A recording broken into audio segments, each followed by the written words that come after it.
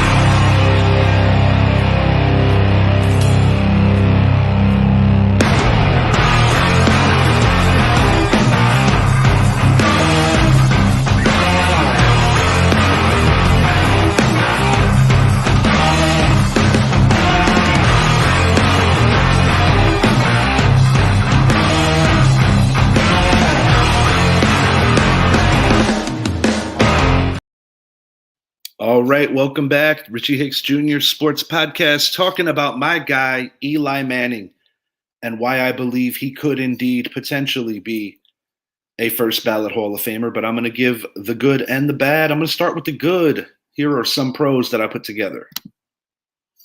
The only quarterback with 2 road playoff victories in Lambeau Field. 2007, in the third coldest game in NFL history, the New York Football Giants outlasted the Green Bay Packers in Brett Favre's final game as their quarterback. That went down as one of the more iconic championship games the league has ever seen. I do believe that that game could have been ended in regulation had Lawrence Tynes not missed 2 makeable field goals. The irony of that is that Lawrence Tynes kicked the longest field goal in Lambeau Field history to ultimately win and send the Giants to Glendale, Arizona, where they ultimately defeated the previously undefeated New England Patriots. Going to give you another pro. Left the NFL top 10 in passing yards and touchdowns. 366 touchdowns and just a skosh over 57K for the career. I do believe that in a different offense, Eli's statistical values in terms of passing yards may have been more. The Giants had a pretty balanced offense, and the Giants ran the ball effectively, predominantly for the first half of Eli Manning's career. He played with the likes of Tiki Barber, later the combination of Brandon Jacobs and Ahmad Bradshaw, and towards the tail end of his career, played briefly with Saquon Barkley. I'm going to give you another pro here.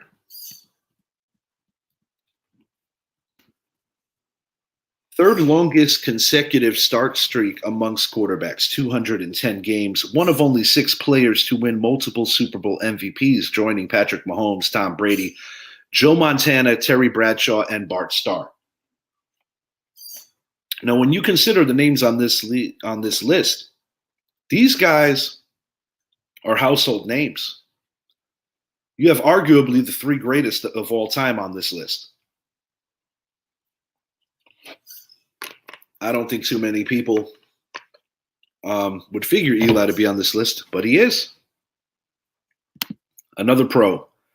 The only player to win a Super Bowl with a single-digit win total in the regular season, 9-7 in the previous 16-game scheduling. Now it's 17. He won Super Bowl 46 versus the Patriots. This might be the most impressive one here. In 2007, gave the Patriots their only loss and prevented them from becoming the greatest team of all time, winning Super Bowl 42. 17-14. Patriots going into that game were 18-0. Big moments. That's a big part of Eli's legacy. I'm going to give you guys some of the cons now. Only 4 Pro Bowl appearances. I think that this stat, it's kind of a mixed feeling with me. I take into consideration the great quarterbacks that played in the NFC during Eli Manning's era. Tony Romo, Brett Favre, Aaron Rodgers, just to name a few. Drew Brees. You got 3 Hall of Famers and a guy that probably makes the Hall of very good. If Tony Romo's career was slightly longer, he makes the Hall of Fame. Kurt Warner, another guy in the Hall that played during the Eli Manning era. He actually was the starter in front of Eli for a brief while in the 2004 season. Kurt Warner was in the process of reclaiming his career. He ultimately did that with the Arizona Cardinals. Here's another con. 244 career INTs. A lot of interceptions. But Brett Favre threw the most interceptions, and he is in the NFL Hall of Fame. Cons. Only 1 playoff games in 2 seasons, both seasons ultimately winning the Super Bowl. He has a playoff career record of 8-3. Another con. 118 versus 118 on the regular season record. Quarterbacks, similar to pitchers, similar to coaches, they get the blame and the credit for the win-loss totals. Having said that, I don't think the New York Football Giants did a good job of replenishing this team around Eli after paying him handsomely after winning his 2nd Super Bowl MVP in 2011. Going to hit you with my final thought on Eli's candidacy for first ballot NFL Hall of Fame. I truly believe when the moments are the greatest and the brightest and the biggest moments, that is when a player's greatness truly gets measured. And with the exception of maybe Tom Brady and Joe Montana, when you look at just dramatic clutch play in the Super Bowl, it's hard not to have Eli Manning as the next guy on any and all list. Maybe Patrick Mahomes, then Eli. At minimum, I think you're looking at Eli as a top 5 Super Bowl performer of quarterbacks. I think playing in the toughest media market in the country sometimes gets overlooked. It's not easy playing in the Big Apple. Phillip Rivers wanted no part of it. Eli wanted no part of San Diego. That's why that trade went down. The famous 2004 class of Phillip Rivers and Eli Manning and Ben Roethlisberger. Roethlisberger and Eli each have 2 Super Bowls. Roethlisberger never won a Super Bowl MVP. Eli has 2 of those. Rivers might be the best of the 3. Having said that, only one guy was able to consistently beat the New England Patriots, and that guy is Eli Manning. I've seen some chatter amongst my co-hosts, Mike Zappi, and just fans around the league that believe that a person like Eli Manning should not be first ballot. I've seen some people say that if he is first ballot, it has more to do with his last name. I think it's a 50-50, I truly do. The reason I put him at first ballot is because he defeated the greatest dynasty twice on the grandest stage. Make no mistake about it. The New England Patriots, under the watchful eye of Robert Kraft, Bill Belichick, and the leadership of Tom Brady, undeniably the greatest dynasty in NFL history. And when I think about the gauntlet that Eli Manning had to go through, the difficulty of winning those 2 Super Bowls, predominantly being on the road, it's pretty remarkable. Beating an undefeated Patriot team in 2007. And I know the defense was excellent. But let's not forget that Eli Manning also won a Super Bowl with the lowest ranked defense to ever win a Super Bowl in 2011. A lot of people refer to the score. Anybody that revisits Super Bowl 46 knows that the New York Giants had the ball for over 38 minutes. It's hard to give up points when the other offense is off the field. But 17 points in 21 minutes isn't that bad of a ratio for those New England Patriots. They didn't have the ball a long time in that game. The defense played its part. I also want to mention that they had a bottom 5 rushing attack in 2011. If there's one singular time that I could truly say that Eli unequivocally, undoubtedly carried this organization on his back, it was that particular season in 2011. He made an unknown Victor Cruz, undrafted unknown Victor Cruz, into a household name. He, Cruz, and Hakeem Nicks carried that team. Truly, truly carried that team to a Super Bowl. And I stated it in the pros. The only time in NFL history that a 9-win team, a single-digit team, won a Super Bowl. Eli's won it as a wild card in 2007 and as a division winner, but on the weaker side of things, only winning 9 games. I also think that you have to take into consideration the strength of schedule. Giants did not have an easy schedule that year. He beat some great teams to get there. 15-1 Green Bay Packers. 18-0 New England Patriots. The 2011 team that he played, the 49ers, might be better than the team that CK7 took to the bowl.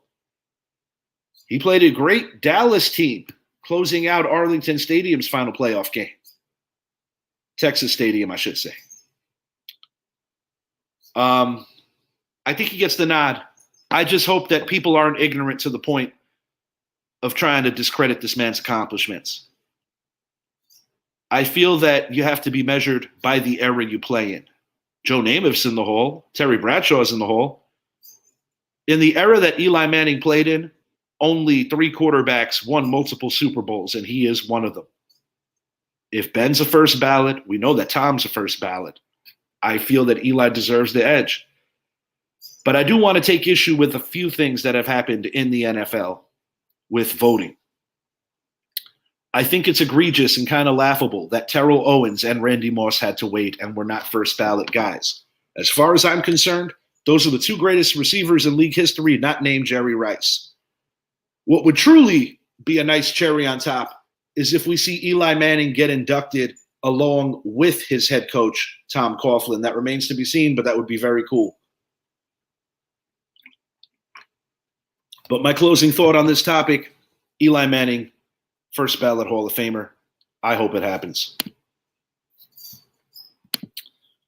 So get at me in the comments. Let me know what all of you think, if this makes any sense at all, or if I'm just running around being too much of a homer. How we doing? Showing my face now. All right, next up on the show, I want to talk about the New York Yankees. It's cool to be in first place. It's cool to be tied to be in first.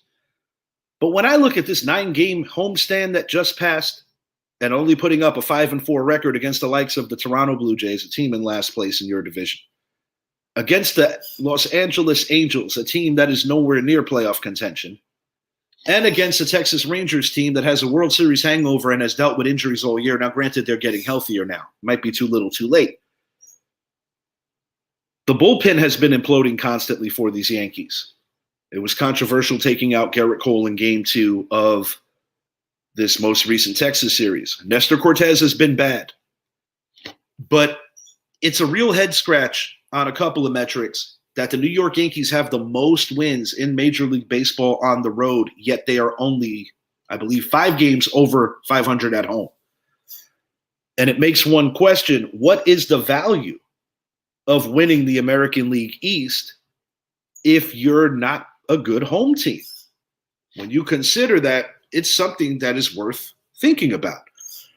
You never play to not win a division, but it does have to be brought up that they are indeed a better road team. I also want to hit on something with regard to this team. They did not improve the bullpen to the level that I hoped for. I do like Mark Leiter Jr. Today, he uncharacteristically gave up 2 home runs. But I don't think they did enough in terms of giving Clay Holmes the help that he needs. He leads the major leagues with 9 blown saves. And today looked like it was going to be number 10. Jazz Chisholm, I have to forgive him. He's not a natural third baseman. He's been playing it. But jumping in front of Anthony Volpe was a boo-boo. The production of Juan Soto and Aaron Judge is truly historic. They went back-to-back today. Judge hitting number 42 on the year, very much so in contention of his own record, which is an American League best 62. For the New York Yankees to make this World Series run, a couple of things in my estimation have to happen. They need to have that third guy that they know day in and day out they could depend on with the bat. I personally think that it could be the combination of Jazz Chisholm as well as Anthony Volpe. We know what you're getting with Judge and Soto. They are the 1A, 1B alphas of this organization right now. Garrett Cole encouragingly pitched well yesterday, but he needs to be an ace in the postseason. Luis Gil has put up Cy Young-like performances, but he is going to be coming up on a pitch restriction as the year moves along. What else do we have? Nestor Cortez has been god-awful. You got to hope that Clark Schmidt, when he comes off the IL, is able to assert himself into this rotation because, quite frankly, he doesn't belong in the rotation, does Cortez. Marcus Stroman encouragingly pitched better today. But ultimately, for these Yankees to win it all, the bullpen just has to be better. They have given up too many leads and have just, even in games that they win, your bullpen budget is going through the roof. And that's just something that's not going to be sustainable to win. Shouts out to the Tampa Bay Rays, giving the Yankees just a little bit of help, giving the Orioles a loss today. But 5-4, 9-game homestand against three teams that are not great. The Rangers are the best of the bunch. 5-4 is just not good enough. Got to do better, especially when you took 2 out of 3 in Fenway and 2 out of 3 at Citizens Bank Ballpark. You just expect a lot more. 3 out of 3. They swept the Phillies. Team USA bringing home the gold 2 times over. I imagine Jason Tatum will not be in any rush to ever go back to the Olympics after essentially just kind of being overlooked and put on the bench. Coming off of an NBA Finals victory and becoming one with the bench during most of this Olympic trial, I believe that it's got to be a little insulting. I understand that you have to do what's best for the team often and always, and Olympic ball is a lot different than NBA ball. You got to give a shout out to France. They played well. But one thing I must admit, the world is getting better in basketball all around the board in these Olympic Games where it's not a shoo-in that the USA is going to get gold.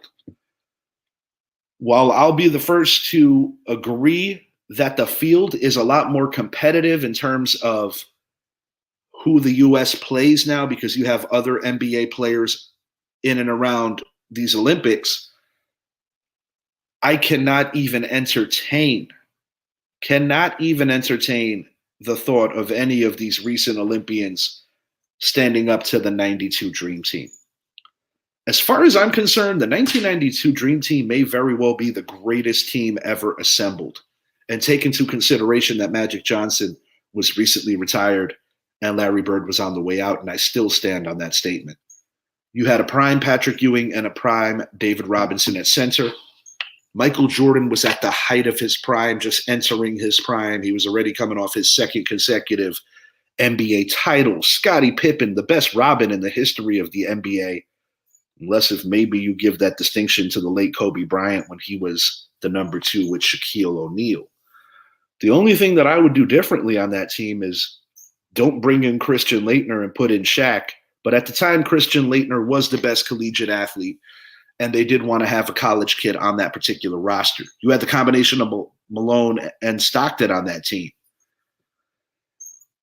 Chris Mullin was on that squad. Greatest team ever assembled.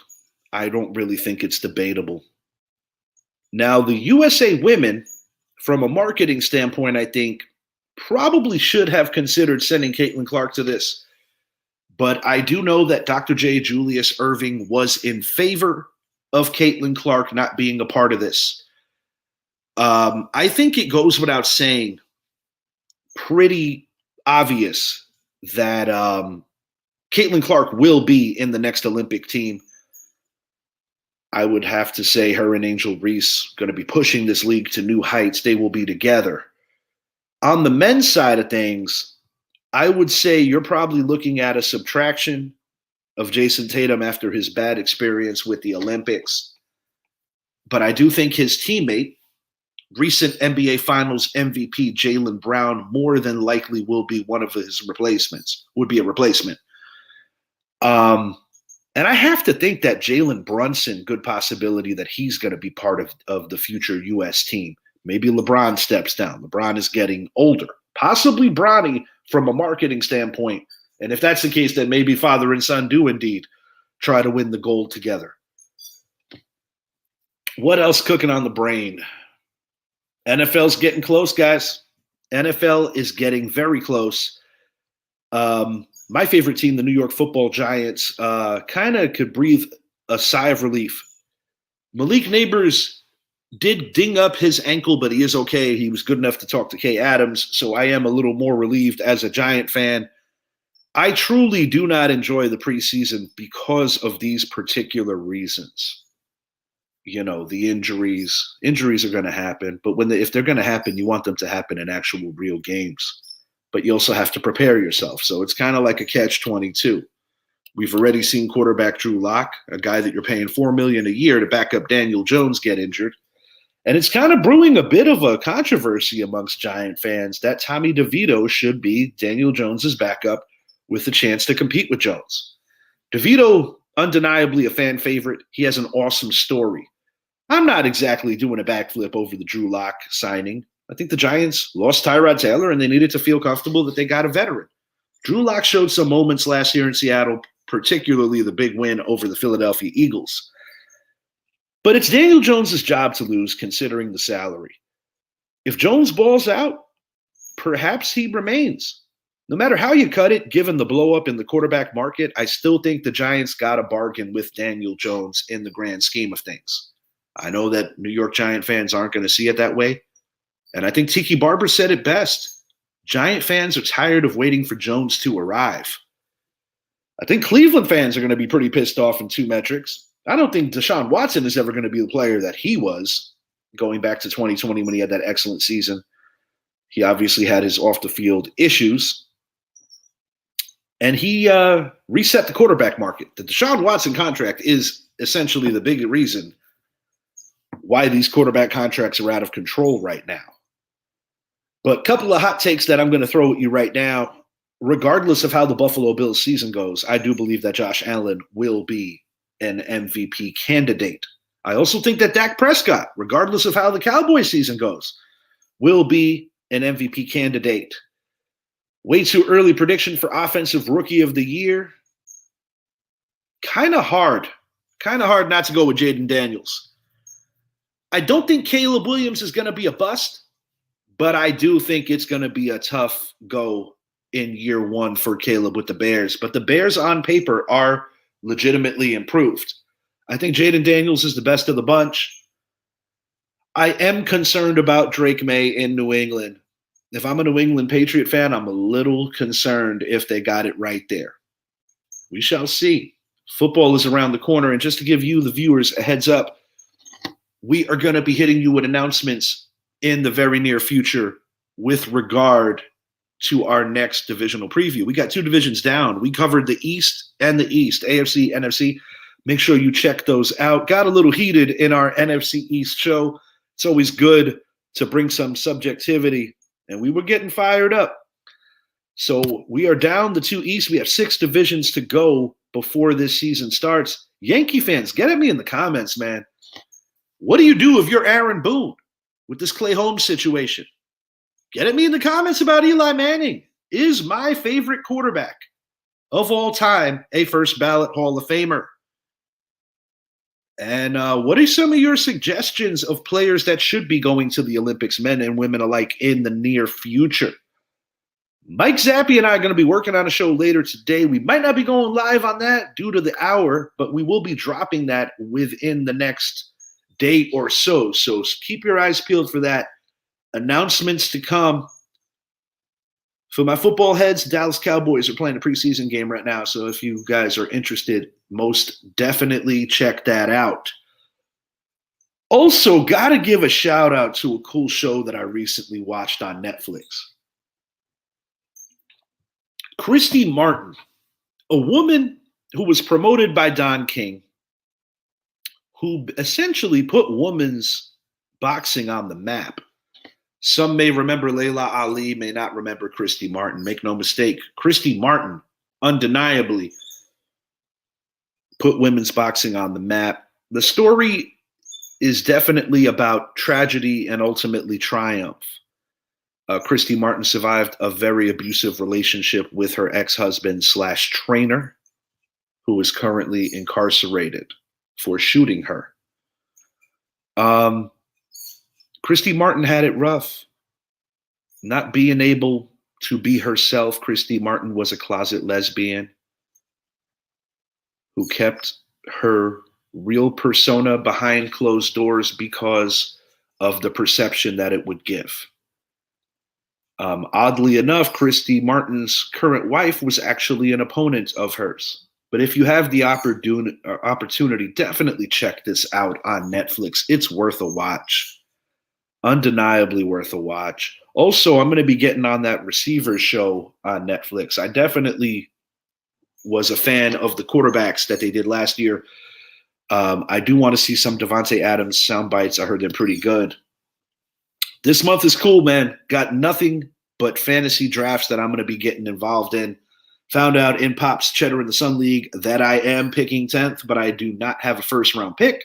I traded with our guy here at the show, Zappy. But when you trade away a first-round pick, you definitely do not want to be picking early in the first round. So I'm thankful that I got that 10th pick. Got a comment coming in. Vic, what's up?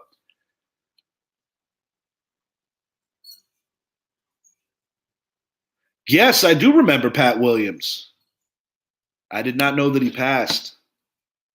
I was not aware of that. I appreciate the idea, and I actually think it's a good one to definitely give some flowers to his legacy. Thanks for informing me of that, Victor. I actually was not aware, but I do recall when they first entered the league. Interesting thing about that too, Vic, to hit the lottery with the lowest probability 2 consecutive years, and you get Shaquille O'Neal and Anthony Penny Hardaway in back-to-back drafts. They traded for Penny. They actually drafted Chris Webber in that second one. I think that's pretty remarkable when you really, really think about it. But, you know, ultimately, sadly for Orlando fans, it's a squandered opportunity because Penny and Shaq were supposed to be the second coming of Magic and Kareem. Ultimately, Shaq took his talents to Los Angeles, and he and Kobe became what many believed that he and Penny would have. But I will say this. Penny Hardaway, prior to the unfortunate injuries, it's like one of the biggest what ifs in the history of the NBA. Just from a talent-based standpoint, that guy was so special. And a lot of people forget, but when Shaquille O'Neal was in Orlando, he wasn't just some big goon that dunked the ball and played in the paint. That guy would run the full court. That guy had some good handles for a 7-footer. I think a lot of people forget that Shaq was also quite the passer and a very good big man. And even though that Orlando team fell short, they're definitely a memorable bunch. Dennis Scott, one of the bigger personalities in the NBA during that time. Nick Anderson is actually the original Magic man, you know, at Shaquille O'Neal's Magic Hall of Fame induction, getting his number retired. You know, he preached to the crowd that Nick Anderson should be the first. But I appreciate so much of what Shaquille O'Neal does. I mean, most recently I saw a video of a police call in a residential area of them wanting to bust up a basketball game. The officer arrives and decides that he's going to play with these kids. It goes viral, and Shaquille O'Neal shows up to play with the officer and these kids. And I think it's one of those positive experiences that could be life-changing at the way that you look at a civil servant, a person of lawful authority in that regard. Because it goes without saying that I think it's important for people to see a human under the uniform, especially when you think about how many things have gone awry with policing over the years in big cities and in small cities alike. But I think it's important to bring the civilians and police officers a little closer, and kind of like just a wholesome moment, but good to see, you know? But I will be back soon. Until next time, I am Richie Victor. Thanks for jumping in. And announcements to come on our next divisional preview. Look for me and Zappy within the next day. Announcements to come. Have a great rest of your Sunday, everyone. Take care.